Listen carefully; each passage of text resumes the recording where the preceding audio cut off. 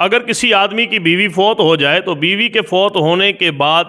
اس کے شوہر کو اس کا چہرہ دیکھنے سے منع کیا جاتا ہے۔ عمومی طور پر دیکھنے میں آیا ہے کہ جس کمرے کے اندر اس عورت کی میت رکھی جاتی ہے وہ شوہر اور اس کا میاں جو ہے وہ اس کمرے کے اندر جانے سے بھی ہچکچاہٹ محسوس کرتا ہے، لیکن اس کے برعکس اگر دیکھا جائے تو اس عورت کا چہرہ دیکھنے والے مرد حضرات کے اندر اس عورت کے ماموں زاد بھائی بھی کھڑے ہوتے ہیں، چاچا زاد بھائی بھی کھڑے ہوتے ہیں، خالہ زاد بھائی بھی کھڑے ہوتے ہیں، پھوپھی زاد بھائی بھی وہاں پر کھڑے ہوتے ہیں۔ حالانکہ جو محرم اور غیر محرم کی تعریف ہے، ہر وہ شخص جس کے ساتھ آپ کا نکاح ہو سکتا ہے وہ آپ کے لیے غیر محرم ہے، اور جس کے ساتھ آپ کا نکاح نہیں ہو سکتا وہ آپ کے لیے محرم ہوتا ہے۔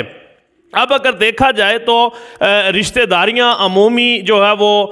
چاچا کے بیٹے کے ساتھ، خالہ یا پھوپھی یا ان قریبی رشتہ داروں کے ساتھ ہی آپس میں جو ہے وہ شادیاں کی جاتی ہیں، لیکن جس جگہ پہ عورت کا جو ہے وہ جنازہ رکھا گیا ہوتا ہے وہاں پر یہ سارے رشتہ دار کھڑے بھی ہوتے ہیں، غیر محرم بھی ہوتے ہیں، پھر بھی اس عورت کا چہرہ بھی دیکھ رہے ہوتے ہیں، لیکن جو اس کا شوہر ہوتا ہے اس کے اوپر یہ پابندی ہوتی ہے کہ وہ اپنی بیوی کا مرنے کے بعد چہرہ نہیں دیکھ سکتا۔ یہ ہماری اپنی طرف سے ایک بیان کردہ جو ہے وہ ایک رسم و رواج ہے کہ میاں کو جو ہے وہ چہرہ دیکھنے سے روکا جاتا ہے، پھر اس کو جو ہے وہ میت کو کندھا دینے سے بھی روکا جاتا ہے۔ یہ بات ذہن میں رکھیں کہ شوہر اپنی بیوی کا مرنے کے بعد چہرہ بھی دیکھ سکتا ہے، اس کی میت کو کندھا بھی دے سکتا ہے اور اس کو قبر کے اندر اتار بھی سکتا ہے، لیکن حقدار قبر کے اندر اتارنے میں زیادہ حقدار اس کا والد ہے، اس کی اولاد ہے،